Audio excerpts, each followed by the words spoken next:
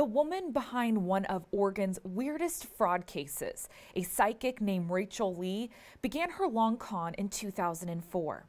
That year, she met Ralph Rains Jr., a wealthy tree farm heir from Gaston, when he popped in for a reading at her shop in Bend. This began a long friendship in which Lee eventually took over Rains' financial affairs.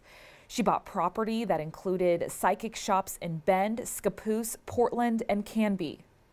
In 2007, Lee recruited one of her daughters, Portia Lee, to play a role in her plot.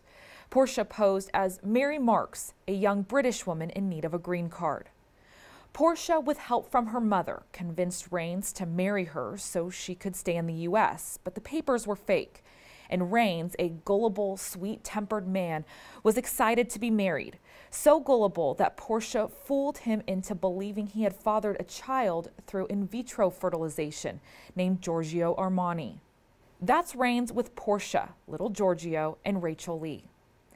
Rains happily bought a $900,000 home in Portland's West Hills for his new extended family, Rachel Lee, Portia Lee, and the boy, though he stayed in tiny Gaston in the foothills of the Coast Range. Portia Lee kept the con alive for years, spending time with Rains and little Giorgio at a Scandinavian festival, a pumpkin patch on Sauvie Island, Multnomah Falls, and holidays. Rains was so pleased with his burgeoning family that he included them on his parents' gravestone. Eventually, Portia, still posing as Mary Marks, convinced Rains that she was pregnant again through in vitro. It was a lie, assisted by a fake baby bump. Rains picked the baby's name, Gloria Jean. Rains bought a custom license plate cover with the names of his family. Portia later broke the bad news to him. Gloria Jean had not survived childbirth. It may never be known how many hours Portia Lee, posing as Mary Marks, wore the blonde wig for a con that investigators named the Sweetheart Swindle.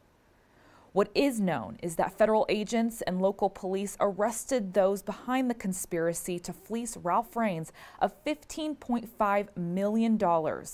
Portia Lee was booked into a Portland jail, and her mom, Rachel, the linchpin of the plot, landed in a lockup in St. Helens.